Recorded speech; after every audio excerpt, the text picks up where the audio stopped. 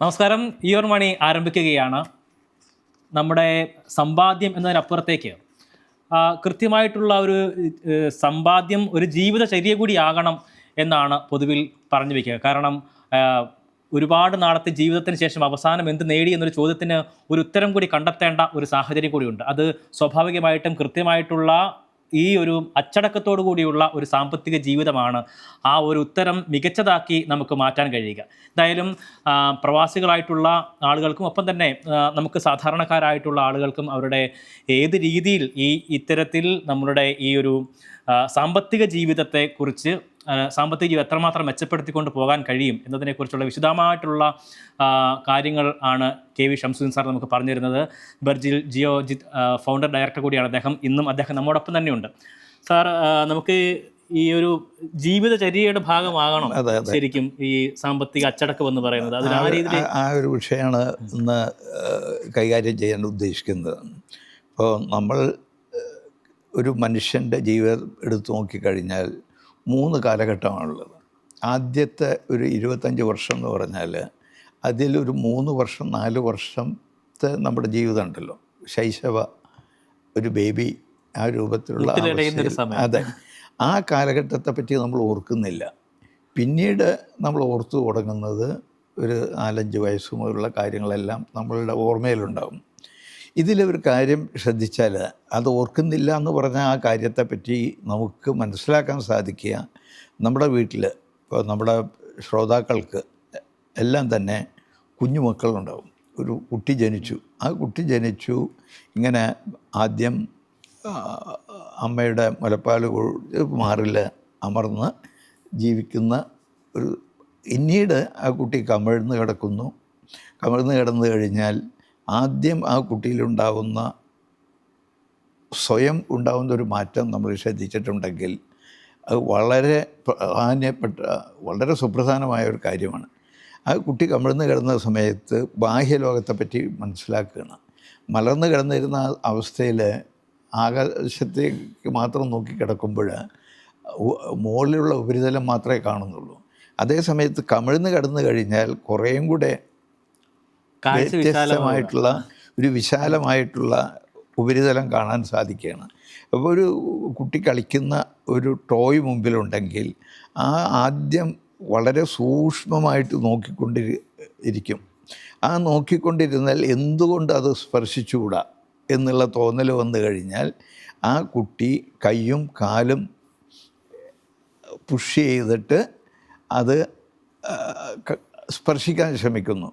കാരണം നമുക്ക് ഒന്ന് സ്പർശനത്തിൽ കൂടെ കാര്യങ്ങൾ മനസ്സിലാക്കാം, ഒന്ന് രുചിയിൽ കൂടെ മനസ്സിലാക്കാം. ഇങ്ങനെ പല വിധത്തിലാണ് നമ്മൾ കാര്യങ്ങൾ മനസ്സിലാക്കുന്നത്. ആ കുട്ടി അപ്പോൾ ചെയ്യുക, ആദ്യം സ്പർശിക്കാൻ ശ്രമിക്കും. കുറേയും കൂടെ അടുത്ത് ചെന്ന് കഴിഞ്ഞാൽ ചിലപ്പോൾ നാവ് കൊണ്ട് സ്പർശിച്ചു നോക്കും. പിന്നീട് അതിനെ പുഷ് ചെയ്ത് നോക്കും, അല്ലെങ്കിൽ അടുത്ത് കൊണ്ടുവരാൻ വേണ്ടി ശ്രമിക്കും. ഇത് എല്ലാം നടക്കുന്നത് നിരന്തരമായിട്ടുള്ള പരിശ്രമത്തിൻ്റെ ഫലമായിട്ടാണ്. ആദ്യം ആ എന്താണോ കൺമുമ്പിൽ കണ്ടത് അതിനോട് അടുക്കണം, അത് സ്പർശിക്കണം എന്നുള്ള ആ മോഹം ഉണ്ടാകുകയാണ് ഈ കുട്ടിയിൽ. ആ മോഹം ഉണ്ടായാൽ അതെങ്ങനെ സാധിക്കുമെന്ന് ആരും പഠിപ്പിച്ചു കൊടുത്തിട്ടില്ല. പക്ഷേ അതിനു വേണ്ടി കുട്ടി സ്വയം ചെയ്യുന്നത് കൈ കാലുകൾ പുഷ് ചെയ്ത് ഇങ്ങനെ കുറേശ്ശെ നീങ്ങി അത് സ്പർശിക്കാൻ ശ്രമിക്കുന്നു. ഈ ആരംഭം ഒരു കുട്ടിയുടെ ജീവിതത്തിലുള്ള ആ ശൈശവ ദശയിലുള്ള ആ മുന്നോട്ട് നീങ്ങാനും അത് സ്പർശിക്കാനും അത് തൊടുവാനും തന്നിലേക്ക് അടുപ്പിക്കുവാനും ഉള്ള കഴിവ് ഉണ്ടാക്കി തീർക്കുന്നത് നമ്മളാരും പഠിപ്പിച്ചിട്ടല്ല, മാതാപിതാക്കൾ പഠിപ്പിച്ചിട്ടല്ല. ദൈവം തമ്പുരാൻ ആ കുട്ടിക്ക് തോന്നിപ്പിക്കുന്നു. ആ തോന്നലാണ് ആ ജീവിതത്തിലെ ആദ്യത്തെ സംഭവം. ലക്ഷ്യബോധത്തോടുകൂടി നിരന്തരം പരിശ്രമിച്ചാൽ എന്തും സാധിക്കുമെന്നുള്ള ആത്മവിശ്വാസം കൊടുത്തത് മാതാപിതാക്കളോ മറ്റോ ആരുമല്ല, ആ കുട്ടിയെ സൃഷ്ടിച്ച ദൈവമാണ്. ഈ സ്വഭാവം നമ്മളുടെ അന്ത്യദിനം വരെ നമ്മളിൽ നിലനിൽക്കേണ്ട ഒരു വിഷയമാണ്. അത് ഉണ്ടെങ്കിൽ നമ്മുടെ ജീവിതത്തിൽ അതുണ്ടെങ്കിൽ നമുക്ക് എന്തും സാധിക്കും എന്നുള്ളതിന് യാതൊരു സംശയവുമില്ല. പിന്നീടാണ് നമ്മൾ നഴ്സറിയിൽ പോകുന്നു, പിന്നെ ഫസ്റ്റ് സ്റ്റാൻഡേർഡ് മുതൽ സ്കൂളിൽ പോകുന്നു. അങ്ങനെ വ്യത്യസ്തമായ കാലഘട്ടം നമ്മൾ തള്ളി നീക്കുന്നു. ഇതിൽ വളരെയധികം വിജ്ഞാനം നമ്മൾ നേടിയെടുക്കുന്നു, വളരെയധികം സ്കില്ലുകൾ നമ്മൾ സ്വായത്തമാക്കുന്നു. ഈ കാര്യങ്ങളെല്ലാം നടക്കുന്നത് പിന്നീടുള്ള നമ്മുടെ ഒരു 25 വയസ്സ് വരെയുള്ള കാലഘട്ടത്തിലാണ്. അതിൻ്റെ ഉപദേശ നിർദ്ദേശങ്ങൾ നമ്മുടെ മാതാപിതാക്കൾ നൽകുന്നു, അതിനുള്ള ചെലവുകൾ അവർ നമുക്ക് വേണ്ടി ചെലവ് ചെയ്യുന്നു. ഇതെല്ലാം ചെയ്തുകൊണ്ട് മാതാപിതാക്കളുടെ തണലിൽ ജീവിക്കുന്ന ഒരു കാലഘട്ടമാണ് അത്. ഈ കാലഘട്ടത്തിൽ തന്നെ നമുക്ക് ലക്ഷ്യബോധം വളരെ അത്യാവശ്യമാണ്. നമ്മൾ ഇപ്പോൾ ഇവിടെ ജോലി ചെയ്യാൻ വന്നു, ഈ നാട്ടിൽ, ഈ ഒരു പുണ്യഭൂമിയിൽ നമ്മൾ ജീവിക്കുമ്പോൾ പലരുടെയും സകുടുംബം ജീവിക്കുന്നവരാണ്, അതുകൊണ്ട് മക്കളുണ്ടായിരിക്കും. ചിലരുടെ മക്കൾ നാട്ടിലായിരിക്കും, കുടുംബം നാട്ടിലായിരിക്കും. ഇങ്ങനെയൊക്കെ ഉള്ള സന്ദർഭത്തിൽ നാം ഇതുവരെ പറഞ്ഞപ്പോൾ മനസ്സിലാക്കിയ കാര്യം, നിരന്തരം ലക്ഷ്യബോധത്തോടു കൂടി പരിശ്രമിച്ചാൽ നമുക്ക് എല്ലാ കാര്യങ്ങളും നേടിയെടുക്കാം എന്ന് നമ്മുടെ ശൈശവ ദശയിൽ തന്നെ നമ്മൾ മനസ്സിലാക്കിയിട്ടുണ്ട്. അതിൻ്റെ ഫലമായിട്ടാണ് നമ്മൾ ഈ നിലയ്ക്ക് എത്തിയിട്ടുള്ളത്. അപ്പോൾ നമ്മൾ നമ്മുടെ മക്കളെ പറഞ്ഞ് മനസ്സിലാക്കി കൊടുക്കേണ്ട കാര്യം, നിങ്ങൾക്ക് ലക്ഷ്യബോധം വേണം, നിങ്ങൾ പഠിച്ച് എന്തായിത്തീരണം, നിങ്ങൾക്ക് ആരായിത്തീരണം എന്നുള്ള വ്യക്തമായ ധാരണ നിങ്ങൾക്കുണ്ടാവണം. ആ ധാരണ നിങ്ങൾക്ക് സ്വയം ഇല്ലെങ്കിൽ ആ കാരിയർ ട്രെയിനിങ്ങും അഡ്വൈസും സ്കിൽ ഡെവലപ്മെൻറ്റിനുള്ള സഹായങ്ങളും ഇതെല്ലാം ചെയ്യുന്ന വ്യക്തികളും സ്ഥാപനങ്ങളും ഇന്ന് കേരളത്തിൽ അങ്ങോളം ഇങ്ങോളം ഉണ്ട്. ഒരു 8th സ്റ്റാൻഡേർഡ് ആയാൽ തന്നെ നമ്മുടെ മക്കളെ അത്തരം കാര്യങ്ങൾ മനസ്സിലാക്കി കൊടുക്കാൻ വേണ്ടി അത്തരം പ്രസ്ഥാനങ്ങളുമായി ബന്ധപ്പെടുകയും അതിൽ അവിടെ നടക്കുന്ന അത്തരം സെഷനുകളിൽ പങ്കെടുപ്പിക്കുകയും അങ്ങനെ അവരുടെ ജീവിതത്തിൽ ലക്ഷ്യബോധത്തോടു കൂടി ജീവിക്കുന്നവരാക്കി അവരെ മാറ്റുകയും ചെയ്യണം. അതിനോടൊപ്പം പ്രധാനപ്പെട്ട കാര്യം എന്താണ്, ഏതെങ്കിലും ഒരു പിതാവ് നിർബന്ധമായിട്ട് പറയുന്നു, നീ ഡോക്ടറാവണം, എൻ്റെ മകൻ ഡോക്ടറാവണമെന്ന് എൻ്റെ ആഗ്രഹം എന്ന് കുട്ടിയെ പ്രസ് ചെയ്ത് പുഷ് ചെയ്ത് ഒരു ഡോക്ടറാക്കുന്ന നമുക്ക് കാണാൻ സാധിക്കും. പലരും അങ്ങനെ എൻജിനീയറാക്കുന്നത് നമുക്ക് കാണാൻ സാധിക്കും. അല്ലെങ്കിൽ ഇതൊന്നും നീ ചെയ്യരുത്, നമുക്ക് ബിസിനസ്സാണ്, അച്ഛൻ്റെ ബിസിനസ്സിൽ നീയും പങ്കാളിയാവണം എന്ന് പറഞ്ഞ് ബിസിനസ്സിൽ തന്നെ ചെറുപ്പകാലം മുതൽ തന്നെ ബിസിനസ്സിൽ പങ്കാളിയാക്കി അതിൽ സഹകരിപ്പിച്ച് ചെയ്യുന്നത് കാണാം. ഇതിലെല്ലാം നമ്മൾ മനസ്സിലാക്കേണ്ടത്, എല്ലാ വ്യക്തികൾക്കും സ്വയത്തമായിട്ടുള്ള ചില താല്പര്യങ്ങളുണ്ടാവും, ഇൻട്രസ്റ്റുകളുണ്ടാവും ചില മേഖലയോട്. ആ മേഖല എന്തെന്ന് മാതാപിതാക്കൾക്ക് തിരിച്ചറിയാൻ നിഷ്പ്രയാസം സാധിക്കും. പക്ഷേ അതിന് നമ്മൾ കുറേ ശ്രദ്ധ നൽകിക്കഴിഞ്ഞാൽ തീർച്ചയായിട്ടും നമ്മുടെ മക്കളുടെ ജന്മസിദ്ധമായ താല്പര്യം എന്താണ്, ഏത് സ്കില്ലിനോടാണ് അവർ പ്രതിബദ്ധതയും ഇൻട്രസ്റ്റും കാണിക്കുന്നത് എന്നെല്ലാം തിരിച്ചറിയാൻ നമ്മൾ ശ്രമിക്കണം. അങ്ങനെ തിരിച്ചറിഞ്ഞു കഴിഞ്ഞാൽ നമ്മളുടെ മക്കൾക്ക് ആ മേഖലയിൽ ആയിട്ട് ബന്ധപ്പെട്ട എന്തെല്ലാം കാര്യങ്ങൾ ഇന്ന് ലഭ്യമാണ് എന്ന് മനസ്സിലാക്കി ആ മേഖലയുമായി ബന്ധപ്പെട്ട സ്കില്ലുണ്ടാക്കാനുള്ള പഠനങ്ങൾ നൽകാൻ വേണ്ടിയുള്ള സഹായമാണ് നമ്മൾ നൽകേണ്ടത്. അങ്ങനെ നൽകിക്കഴിഞ്ഞാൽ അവർക്ക് ആ പഠന കാലഘട്ടം ഒരു ഭാരമുള്ളതായിരിക്കില്ല. അവർക്ക് ഇഷ്ടപ്പെട്ട ഒരു കാര്യം ചെയ്യുമ്പോൾ അത് വലിയൊരു സംതൃപ്തിയും സന്തോഷവും നൽകുന്നതായിരിക്കും. അപ്പോൾ നമ്മൾ കുട്ടികളെ വളർത്തിക്കൊണ്ടുവരേണ്ടത് ആ തരത്തിലാണ്. അങ്ങനെ വളർത്തിക്കൊണ്ടുവന്നു കഴിഞ്ഞാൽ അവർക്ക് അവരുടെ ജീവിതത്തിൽ അവരുടെ പഠനകാലം എന്ന് പറയുന്നത്, അവരുടെ വിദ്യാഭ്യാസ കാലഘട്ടം എന്ന് പറയുന്നത് ഏറ്റവും സന്തോഷകരമായ ഒരു കാലഘട്ടമായിരിക്കും. കാരണം അവരിഷ്ടപ്പെട്ട വിഷയം അവർ പഠിക്കാൻ ശ്രമിക്കുന്നു, അതിനോട് അതിയായ താല്പര്യത്തോടു കൂടി അവർ പഠിക്കുന്നു, മനസ്സിലാക്കുന്നു, കാര്യങ്ങൾ നേടുന്നു. അതുപോലെ തന്നെ അതിൻ്റെ ഫലമായി നല്ല നിലയ്ക്ക് ആ പഠനം പൂർത്തിയാക്കുവാനും ഉന്നത നിലവാരത്തിൽ വിജയിക്കുവാനും സാധിക്കും അങ്ങനെയുള്ളവർക്ക്. അങ്ങനെയുള്ള കുട്ടികൾക്ക്. അപ്പോൾ നമ്മൾ ചെയ്യേണ്ടത് നമ്മുടെ മക്കളെ അത്തരത്തിൽ വളർത്തി കൊണ്ടുവരാനുള്ള ഒരു ശ്രമം നമ്മൾ നടത്തണം. അങ്ങനെ വന്നു കഴിഞ്ഞാൽ അത്തരത്തിലുള്ള കുട്ടികൾ അവരുടെ പഠനം കഴിഞ്ഞ് പുറത്തു വന്നു കഴിഞ്ഞാൽ അവർ പിന്നീട് പ്രവേശിക്കുന്നത് അവരുടെ സെക്കൻഡ് കാലഘട്ടത്തിലേക്കാണ്. സെക്കൻഡ് കാലഘട്ടം എന്ന് പറയുന്നത് ഒരു 25 വയസ്സ് മുതൽ 60 വയസ്സ് വരെയുള്ള കാലഘട്ടത്തെ നമ്മൾ സാധാരണ പറയാറ് ഗോൾഡൻ ഇറ ഓഫ് ദ ലൈഫ് എന്നാണ് പറയാറുള്ളത്. ഏറ്റവും പ്രധാനപ്പെട്ട ആ കാലഘട്ടത്തിൽ നമ്മുടെ ജീവിതത്തിലെ സുപ്രധാനമായ സംഭവങ്ങൾ എല്ലാം നടക്കുന്നു എന്ന് നമുക്ക് കാണാം. ആദ്യം നമ്മൾ പഠനം കഴിഞ്ഞു, നമ്മൾ ബിരുദധാരികളോ അല്ലെങ്കിൽ പോസ്റ്റ് ഗ്രാജുവേഷനോ എല്ലാം നേടിയെടുത്ത് പുറത്തു വരുന്നു. ആ പുറത്തു വന്നു കഴിഞ്ഞാൽ പിന്നീട് നമുക്ക് ജോലി ലഭിക്കുന്നു. ആ ജോലി ലഭിച്ചു കഴിഞ്ഞാൽ ആ ജോലിയിൽ പിന്നീട് തുടർച്ചയായിട്ട് വളർച്ച ഉണ്ടായിക്കൊണ്ടിരിക്കുന്നു. അതിനുവേണ്ടി ശ്രമങ്ങൾ നമ്മൾ നടത്തുന്നു. നമ്മൾ ആദ്യം പറഞ്ഞ ആ ലക്ഷ്യബോധത്തോടു കൂടി ആ ജോലി ചെയ്യുമ്പോൾ തന്നെ കൃത്യമായ ലക്ഷ്യബോധത്തോടു കൂടി ആ ജോലി ചെയ്തിട്ടുണ്ടെങ്കിൽ ആ ജോലിയോടൊപ്പം ആ ജോലിയിൽ ഉയർച്ച ഉണ്ടായിക്കൊണ്ടിരിക്കുകയും ചെയ്യും. അതിനനുസരിച്ച് നമ്മുടെ വരുമാനം വർദ്ധിക്കുകയും ചെയ്യും. എന്നതുപോലെ തന്നെ പിന്നീട് നമ്മുടെ ജീവിതത്തിൽ സംഭവിക്കുന്ന കാര്യം, നമ്മൾ വിവാഹിതരാകുന്നു. പുരുഷനായാലും സ്ത്രീ ആയാലും വിവാഹിതരാകുന്നു. ആ വിവാഹിതരാവുക എന്ന് പറയുന്നത് നമ്മുടെ ജീവിതത്തിലെ രണ്ടാമത്തെ സുപ്രധാനമായ ഒരു സംഭവമായിട്ട് നമ്മൾ കാണും. ജോലി ലഭിച്ചു, പിന്നെ വിവാഹിതരാകുന്നു. ആ വിവാഹിതരായി കഴിഞ്ഞാൽ പിന്നീട് നമുക്ക് കുട്ടികൾ ജനിക്കുന്നു. ഇതെല്ലാം സംഭവിക്കുമ്പോൾ നമ്മൾ മനസ്സിലാക്കണം, ജോലി ലഭിച്ചു, അതിൻ്റെ വരുമാനം ലഭിക്കുന്നു. അതിൽ നിന്ന് നമ്മളുടെ സമയവും നമ്മളുടെ വിജ്ഞാനവും മറ്റുള്ളവർക്ക് നൽകുമ്പോൾ അതിന് പ്രതിഫലമായി നൽകുന്ന സംഖ്യയാണ് നമ്മളുടെ ശമ്പളം എന്ന് പറയുന്നത്. നമ്മളുടെ അധ്വാനം, നമ്മുടെ വിജ്ഞാനം, നമ്മുടെ സമയം, ഇതെല്ലാം മറ്റുള്ളവർക്ക് നമ്മൾ നൽകുകയാണ്. ആ നൽകുന്ന സമയത്ത് അതിന് പ്രതിഫലമായിട്ട് തരുന്നതിനെയാണ് നമ്മൾ ശമ്പളം എന്ന് പറയുന്നത്. ഇത് കൃത്യമായിട്ട് നമുക്കറിയാം. ഈ സന്ദർഭത്തിൽ നമ്മൾ ചെയ്തുകൊണ്ടിരിക്കുക എന്താണ്? നമ്മുടെ ജോലിയിൽ കൂടുതൽ ശുഷ്കാന്തി കാണിച്ചുകൊണ്ട്, കൂടുതൽ പരിജ്ഞാനം നേടുവാൻ വേണ്ടി പരിശ്രമിച്ചുകൊണ്ട്, കിട്ടിയ ജോലിയിൽ അഭിവൃദ്ധി ഉണ്ടാക്കുവാൻ വേണ്ടി എല്ലാവരും ശ്രമിക്കും. അങ്ങനെ ശ്രമിച്ചു കഴിയുമ്പോഴാണ് നമ്മളെ വരുമാനം അതിനോട് ആനുപാതികമായിട്ട് വർദ്ധിക്കുന്നത്. ഇങ്ങനെ സംഭവിക്കുമ്പോൾ പലപ്പോഴും തോന്നും, ചില കാര്യങ്ങൾ, ചില സ്കില്ല് ഞാൻ അഡീഷണലായിട്ട് ഉണ്ടാക്കണം.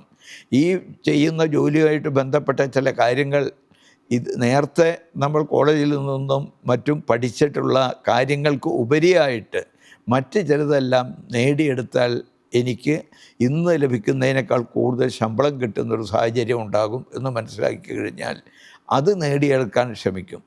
ഇങ്ങനെ ഓരോ കാര്യങ്ങളും ജീവിതത്തിൽ മാറിക്കൊണ്ടേയിരിക്കുകയാണ്. നമ്മൾ മാറ്റം ഉണ്ടാക്കുവാൻ വേണ്ടി അതിനോടൊപ്പം നമ്മുടെ ജീവിതത്തിൽ എന്താണോ നമ്മൾ ലക്ഷ്യം വെച്ചത് ആ ലക്ഷ്യപ്രാപ്തിക്ക് വേണ്ടിയിട്ട് നമ്മൾ നിരന്തരം പരിശ്രമിച്ചുകൊണ്ടിരിക്കുന്ന ഒരു സാഹചര്യം ഉണ്ടാവും. ഇങ്ങനെ ഉണ്ടായിക്കഴിഞ്ഞാൽ മറ്റൊരു പ്രധാന കാര്യം നമുക്ക് ബോധ്യപ്പെടും. ഈ ഒരു കാലഘട്ടം എന്ന് പറഞ്ഞാൽ 60 വയസ്സ് വരെയുള്ളൂ. അത് കഴിഞ്ഞാൽ വീണ്ടും നമുക്ക് ഒരു ജീവിത കാലഘട്ടമുണ്ട്. ചിലപ്പോൾ 30 വർഷം, ആ 60 വയസ്സിന് ശേഷം ചിലപ്പോൾ നമ്മൾ ജീവിച്ചെന്ന് വരും. പക്ഷെ ആ കാലഘട്ടത്തിൽ ജീവിക്കണമെങ്കിൽ ഞാൻ എന്ത് ചെയ്തിരിക്കണം എന്നുള്ള വ്യക്തമായ ഒരു ധാരണ നമ്മൾ ഓരോരുത്തർക്കും ഉണ്ടായിരിക്കണം.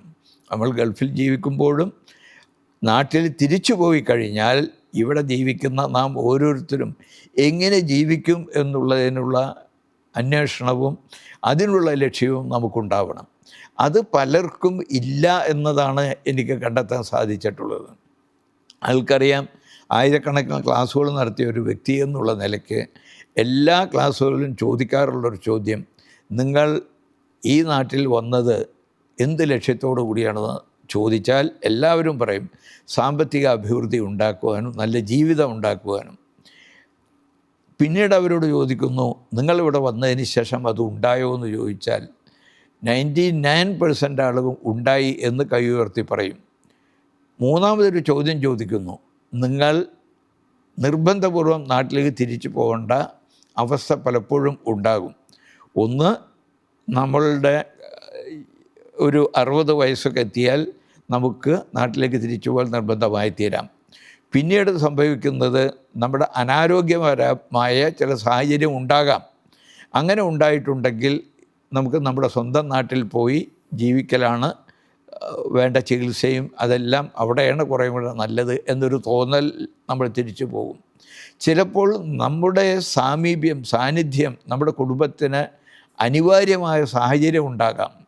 അങ്ങനെ ഉണ്ടാകുമ്പോൾ പലരും അതിന് മുൻതൂക്കം നൽകിക്കൊണ്ട് നാട്ടിലേക്ക് തിരിച്ചു പോവുക പതിവാണ്. അപ്പോൾ ഇതെല്ലാം ഉണ്ടാവുകയാൽ നമ്മൾ തിരിച്ചു പോയി ഒരു സുദീർഘകാലം ജീവിക്കാൻ കിടക്കുന്നുണ്ട്. ആ കാലത്ത് ജീവിക്കണമെങ്കിൽ നമ്മൾ ഈ കാലഘട്ടം ഗോൾഡൻ ഇറ എന്ന് പറയുന്ന ഈ ഒരു 35 വർഷ കാലഘട്ടത്തിൽ നേടിയെടുത്തതിൽ കൊണ്ട് ആയിരിക്കണം നമ്മൾ ജീവിക്കേണ്ടത്. അപ്പോൾ അതിന് നമ്മുടെ പ്ലാനിങ് വളരെ അത്യാവശ്യമാണ്. നമ്മൾ ശമ്പളം കിട്ടുന്നു, ആ ശമ്പളം കിട്ടിക്കഴിഞ്ഞാൽ നമ്മൾ പല വിധത്തിലും ചിലവ് ചെയ്യുന്നു. സകുടുംബം ജീവിക്കുന്നതാണെങ്കിൽ അതിനുള്ള ചിലവ്, നമ്മുടെ കുടുംബം നാട്ടിലാണെങ്കിൽ അതിന് നമ്മൾ നിരന്തരം പൈസ നാട്ടിലേക്ക് അയക്കുന്നു. പക്ഷേ ഇത് നമ്മൾ ചെലവ് ചെയ്യൽ മാത്രമാണ്. പക്ഷേ അതേ സമയത്ത് നമ്മൾ ഫ്യൂച്ചറിനെ പറ്റി ചിന്തിക്കുന്നുണ്ടെങ്കിൽ, ഫ്യൂച്ചറിൽ നമ്മൾ തിരിച്ചു പോയി കഴിഞ്ഞാൽ ജീവിക്കണമെങ്കിൽ അതിന് ഒരു വരുമാന സ്രോതസ്സ് ഉണ്ടായേ തീരൂ എന്ന് നമുക്ക് ബോധ്യപ്പെട്ടിട്ടുണ്ടെങ്കിൽ അതിന് നമ്മൾ എന്ത് ചെയ്യുന്നു എന്ന് മനസ്സിലാക്കണം. അപ്പോൾ ഈ ഗോൾഡൻ ഇറയിൽ തന്നെ, ഈ കാലഘട്ടത്തിൽ തന്നെയാണ് നമ്മൾക്ക് കിട്ടുന്ന വരുമാനത്തിൽ നിന്ന് നിർബന്ധപൂർവം ഒരു സംഖ്യ മാറ്റിവെക്കുക. അതിനാണ് സമ്പാദ്യം എന്ന് പറയുന്നത്. സമ്പാദ്യം എന്ന് ചോദിച്ചാൽ പലരോടും ചോദിച്ചു കഴിഞ്ഞാൽ പറയാറ് ചിലവ് കഴിച്ച് ബാക്കി വരുന്നതാണ് സമ്പാദ്യം എന്നാണ് പറയുക. അതേസമയത്ത് അവരോട് വീണ്ടും ചോദിക്കുന്നു, നിങ്ങളിൽ എത്ര പേർക്ക് ചിലവ് കഴിച്ച് ബാക്കി വരുന്നുണ്ട് എന്ന് ചോദിച്ചാൽ അപൂർവം ആളുകൾക്ക് ചിലവ് കഴിച്ച് ബാക്കി വരുന്നുണ്ടാവും. അപ്പോൾ എന്തുകൊണ്ട് നിങ്ങൾക്ക് മിച്ചം വരുന്നില്ല എന്ന് ചോദിച്ചു കഴിഞ്ഞാൽ, ചിലവ് കഴിച്ച് ബാക്കി വരുന്നില്ല എന്ന് ചോദിച്ചു കഴിഞ്ഞാൽ ചിലവ് വരുമാനത്തേക്കാൾ കൂടുതലാണ് എന്ന പരാതിയാണ് അപ്പോൾ ആ അഭിപ്രായം പറഞ്ഞവരെല്ലാം പറയുക. പക്ഷേ ഒരു കാര്യം നമ്മൾ മനസ്സിലാക്കണം, ചെലവ് കഴിച്ചതിന് ശേഷം സമ്പാദിക്കാം എന്ന് തീരുമാനിച്ചാൽ ഈ ഭൂമിയിൽ ഒരാൾക്കും സമ്പാദിക്കാൻ സാധിക്കുകയില്ല. അത് ആ നിർവചനം നമ്മൾ മാറ്റിയേ തീരൂ. ചെലവ് കഴിച്ച് ബാക്കി വരുന്നതാണ് സമ്പാദ്യം എന്ന് പറയുന്ന സാധാരണ നിർവചനം തിരുത്തിയേ തീരൂ. കാരണം അത് സാധ്യമല്ലാത്ത കാര്യമാണ്. അതിന് പകരം സമ്പാദ്യം എന്ന് പറയുന്നത് നാം നമുക്ക് വേണ്ടി ചെയ്യുന്ന ആദ്യത്തെ ചെലവാണ് സമ്പാദ്യമെന്നുള്ള ഒരു പുതിയ കാഴ്ചപ്പാടാണ് നമുക്ക് വേണ്ടത്.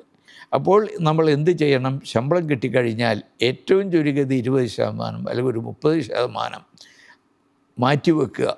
ആ മാറ്റിവെക്കുന്ന സംഖ്യ നമ്മൾ ഒരു പുതിയ അക്കൗണ്ട് ഓപ്പൺ ചെയ്ത് അതിലായിരിക്കണം നിക്ഷേപിക്കേണ്ടത്. ആ മാറ്റിവെക്കുന്ന സംഖ്യ നമ്മൾ നമ്മുടെ ജീവിതത്തിൽ നമ്മുടെ ഭാവി സുരക്ഷിതമാക്കുവാൻ വേണ്ടി ചെയ്യുന്ന ആദ്യത്തെ ചെലവായിട്ടാണ് നമ്മൾ കാണേണ്ടത്. അപ്പോൾ ചെലവ് കഴിച്ച് ബാക്കി വരുന്നതാണ് സമ്പാദ്യം എന്ന് പറയുന്ന ആളുകൾക്ക് ആ ചെലവിൻ്റെ കൂട്ടത്തിൽ ഇതും കൂടെ പെടുത്താനുള്ള ഒരു തീരുമാനം എടുത്തു കഴിഞ്ഞാൽ ഞാൻ ചോദിക്കും, ഇങ്ങനെ നിങ്ങൾ ചെയ്യുകയാണെങ്കിൽ നിർബന്ധപൂർവ്വം മാറ്റിവെക്കുന്നു, ബാക്കി അവശേഷിക്കുന്നതാണ് നിങ്ങളുടെ വരുമാനം എന്ന് പറഞ്ഞാൽ 10,000 ദർഹം ശമ്പളം മേടിക്കുന്ന ആൾ 2,000 മാറ്റിവെച്ച് 8,000 എൻ്റെ ശമ്പളം എന്ന ഒരു ധാരണ മനസ്സിൽ വെച്ചുകൊണ്ട് അതിലൊതുങ്ങി ജീവിക്കാൻ നമ്മൾ ശീലിക്കുന്നു.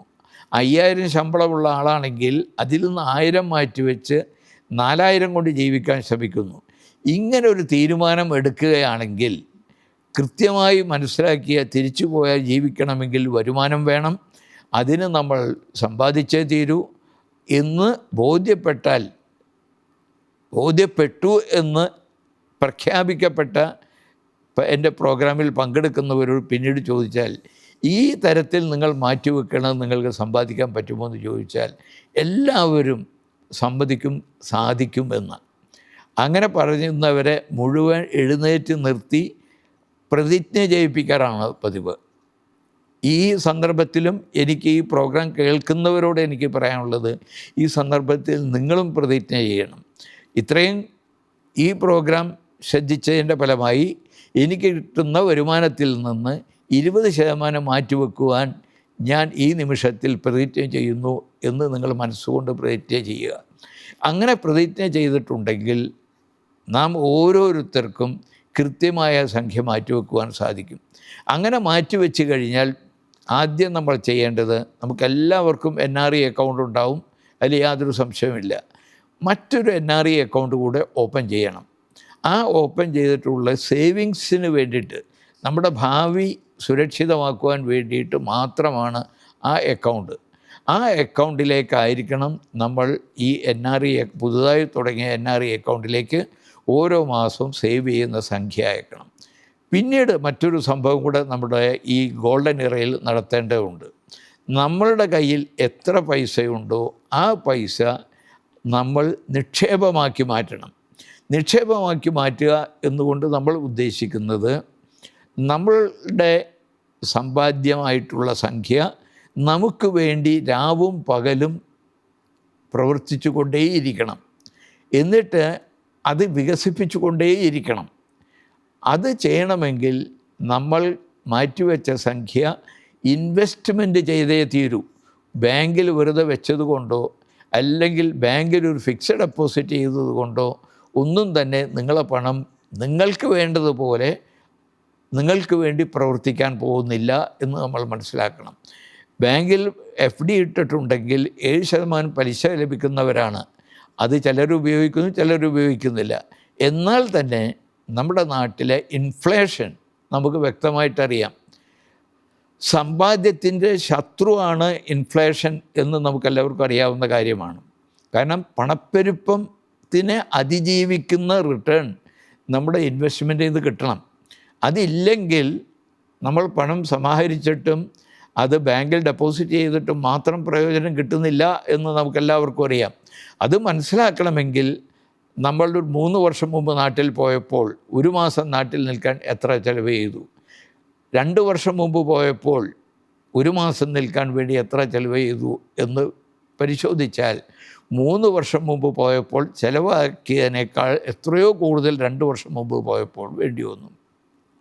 കഴിഞ്ഞ വർഷം പോയപ്പോൾ നിങ്ങൾ 1 മാസം നിൽക്കാൻ എത്ര ചിലവ് ചെയ്തു എന്ന ഒരു ധാരണ ഉണ്ടെങ്കിൽ അതിനു മുമ്പുള്ള 2 വർഷം ചെയ്തതിനേക്കാൾ എത്രയോ കൂടുതലാണ് കഴിഞ്ഞ വർഷം ചെയ്തതെന്ന് നമുക്ക് മനസ്സിലാക്കാൻ സാധിക്കും.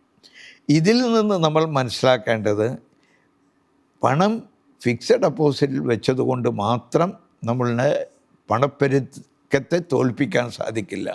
നമ്മുടെ എല്ലാ ഇൻവെസ്റ്റ്മെൻറ്റും പണപ്പെരുപ്പത്തേക്കാൾ കൂടുതൽ റിട്ടേൺ കിട്ടുന്നതായിരിക്കണം എന്നുള്ളത് നമ്മൾ മനസ്സിലാക്കേണ്ട കാര്യമാണ്. അത് മനസ്സിലാക്കിയാൽ മാത്രമേ അതിനുള്ള മാർഗങ്ങൾ കണ്ടെത്താൻ നമ്മൾ ശ്രമിക്കൂ. അത് ഞാനൊന്ന് ചോദിച്ചോട്ടെ, അപ്പോൾ ഇത് ഈ ഷെയർ മാർക്കറ്റിൽ നമ്മൾ നിക്ഷേപിക്കുന്ന അതുമായി ബന്ധപ്പെട്ടാണോ ഇത്തരത്തിലൊരു നിക്ഷേപം? ഇതിൽ ഉദാഹരണമായിട്ട് ഏറ്റവും ചുരുങ്ങിയ വരുമാനക്കാർക്ക് പോലും അവർ മാറ്റിവെക്കുന്ന സംഖ്യ നിക്ഷേപം നടത്താൻ പറ്റുന്ന മേഖല എന്ന് പറയുന്നത് താങ്കൾ ചോദിച്ച ചോദ്യമായിട്ട് ബന്ധപ്പെടുന്നത് തന്നെയാണ്.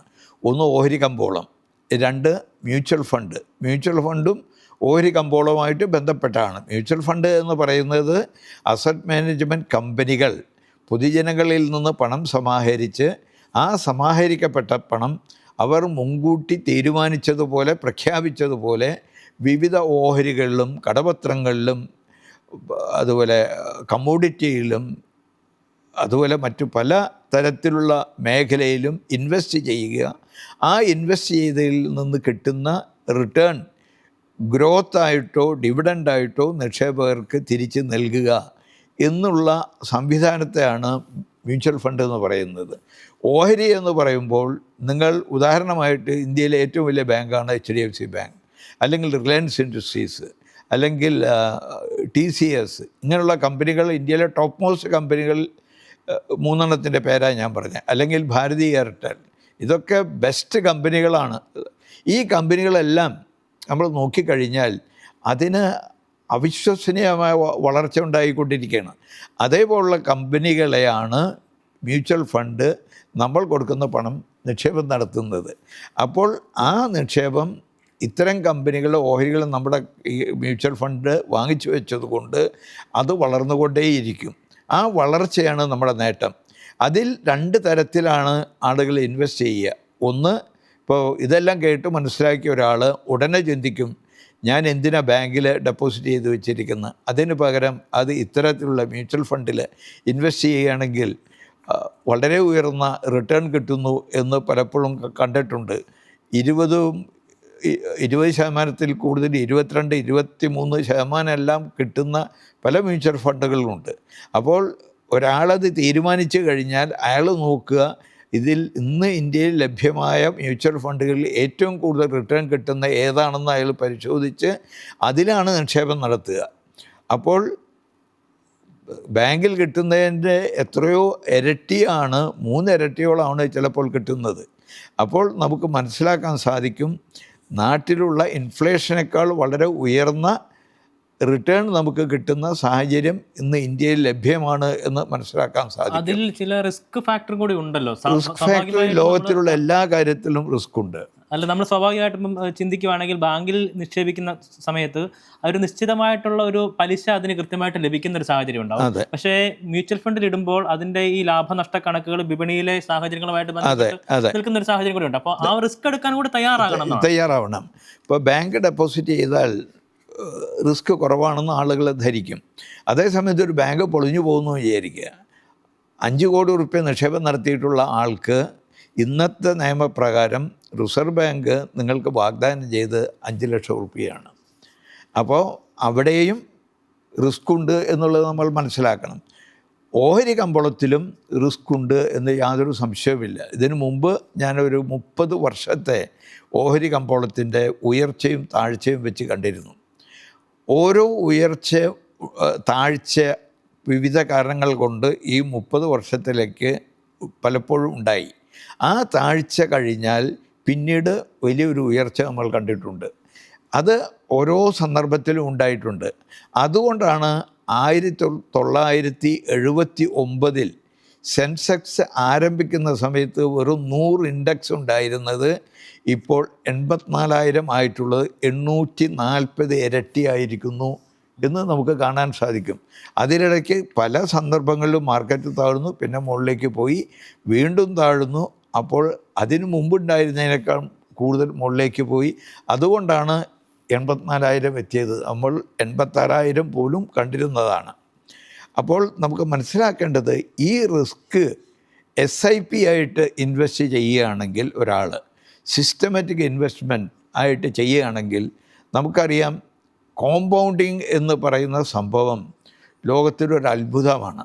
SIP ആയിട്ട് ഒരാൾ മ്യൂച്വൽ ഫണ്ടിൽ എല്ലാ മാസവും ഒരു നിശ്ചിത സംഖ്യ ചെയ്തുകൊണ്ടിരിക്കുകയാണെങ്കിൽ ആ ചെയ്യപ്പെട്ട സംഖ്യ വളർന്നു വരുന്നത് കോമ്പൗണ്ടിങ് രൂപത്തിലാണ്.